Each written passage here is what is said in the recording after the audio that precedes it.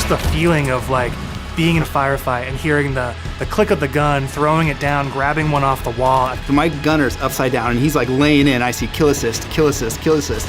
Any pistol across any of the games. Whatever gun allows me to feel the most like John Wick, I am there. And remember how excited I was with like this big combat with vehicles going all over the place. Halo means something different for everyone, right? I think that's what makes Halo great.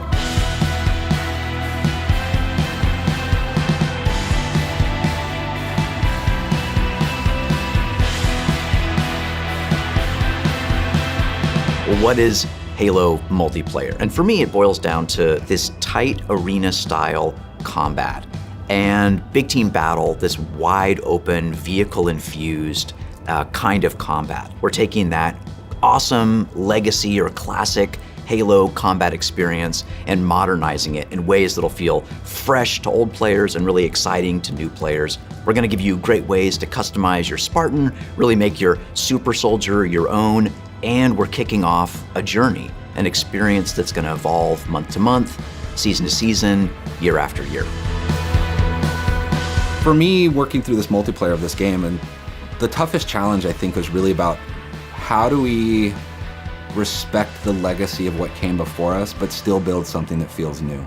We've tried to bring all these elements of legacy and really inject them into Halo Infinite, not just like in a way where you kind of won't notice it, where you feel like, oh, they really designed this to be a celebration of previous Halo, as well as an iteration of where Halo can go next.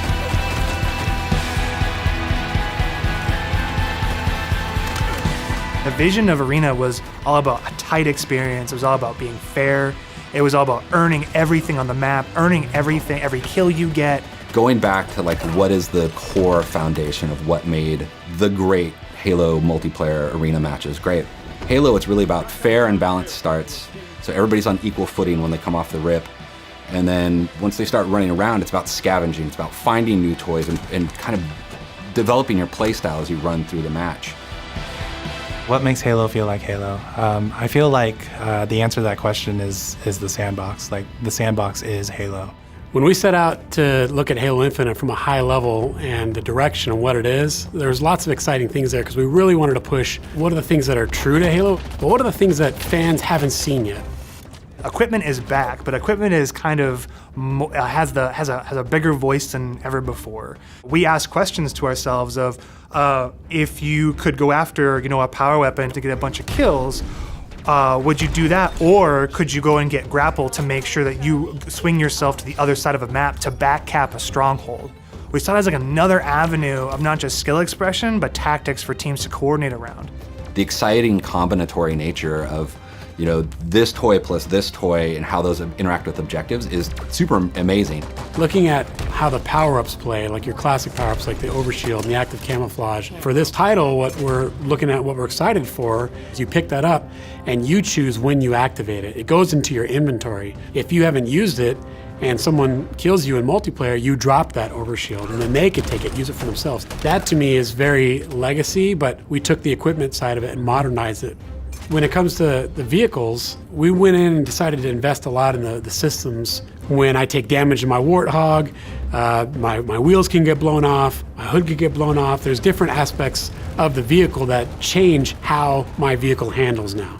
And that's something that's brand new. The other thing we added to that is like this doomsday mechanic. So when you hit this threshold, the vehicle catches fire, and it's very much, you've got a certain amount of health or a certain amount of time, and you gotta choose what you wanna do with the last minutes of this vehicle. We've got a cousin to the Warthog, which is the Razorback. The back has this like multi-storage compartment that you can put a lot of stuff into. So if you want to put like detached turrets, power weapons, fusion coils, objectives, and that is what's really making the Razorback kick a lot of butt in MP and campaign. The levels define pace for the game, how frantic it is, and they define that iconic fantasy for players as they're entering that match. What do they want to do? What type of experience are they hoping to have? What kind of combat, what kind of dance floor is there available to have that combat in? For me, BTV is all about experiencing the full extent of the sandbox of Halo in just one match, right? Like you see the vehicles, the weapons, the equipment, we really wanted to take that kind of concept, those feels you had, playing the previous games, and just turn the volume up. Vehicles are no longer just spawning at bases anymore. We have pelicans delivering them, and we have a commander in your ear telling you that pelicans are going to be dropping off these vehicles. Scorpion tank is inbound. We have Halo 2 style Delta Halo mission weapon pods that fall from the sky to resupply the field. That's where it makes it feel like a real battlefield, and it's very exciting. This is not just more players, this is just this certain beautiful slice of sci-fi chaos.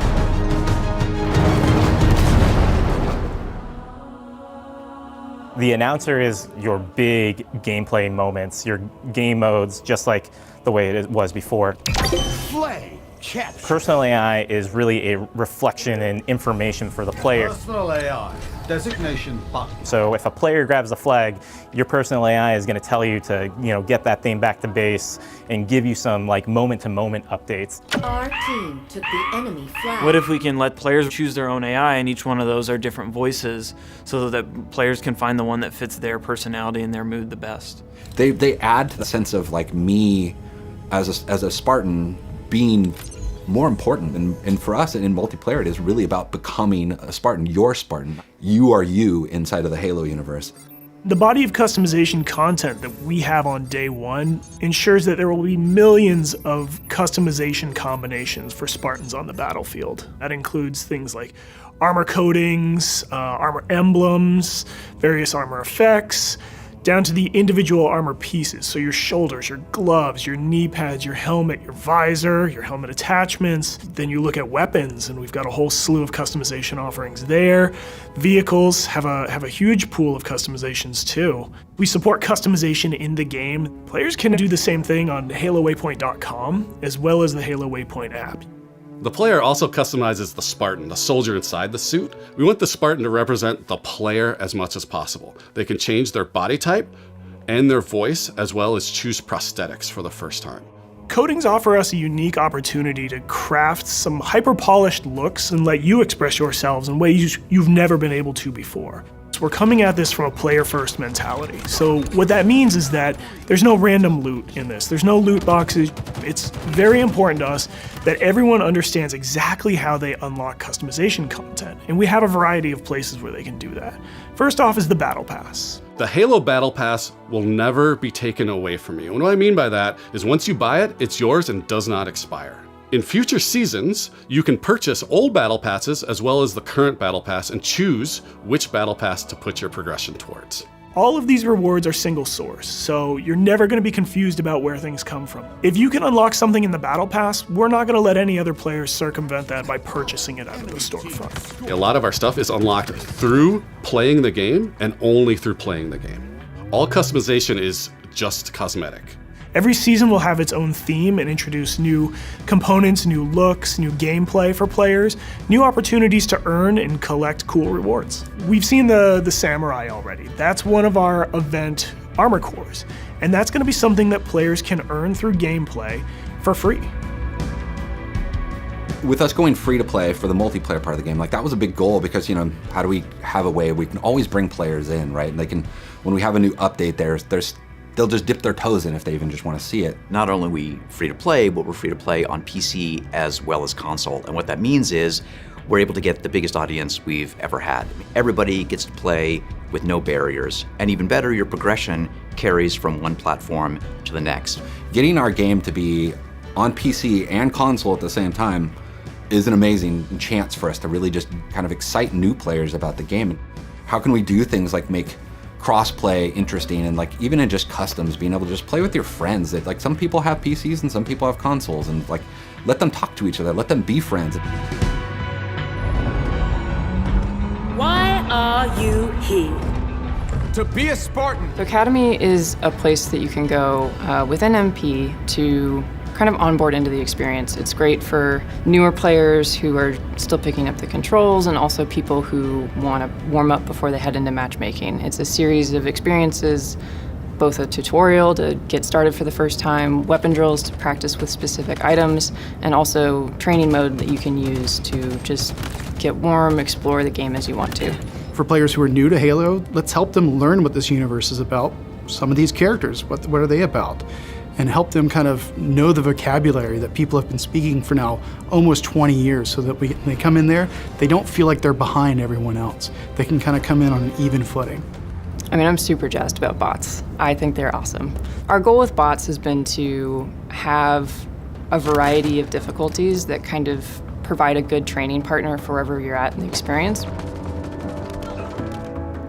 Partnering with our players on the road to launch and after launch is absolutely critical, right? I mean, Halo's always been about the community conversation. We want to make sure we hear our players, make changes where we can based on that feedback, make sure the game is ready for launch, and then even beyond launch. What I'm genuinely excited about is taking the game out of our hands and putting it into the community's hands. You know, whether it's seeing what people make in Forge or the content that they're able to create with theater, watching streamers go after the game. To get involved, you go to haloinsider.com, put in your info with your gamer tag, and we should be able to reach out to you if we want to invite you to a Halo Infinite flight. We feel like we've got a pretty good selection at launch and what's going to be there for our fans. And this isn't going to be something that is just a static set of items. We have some new stuff in the works already, and just can't wait to really get into that as soon as this game comes out. New maps, new modes, new ways to customize your Spartan. Launch is just the beginning. Now we're just going to be able to talk, interact more frequently, and that's just going to be great. That is the future of Halo Infinite multiplayer. Thank you to the community for all their feedback over the years so far, and I'm looking forward to the road to launch, launch itself, and beyond.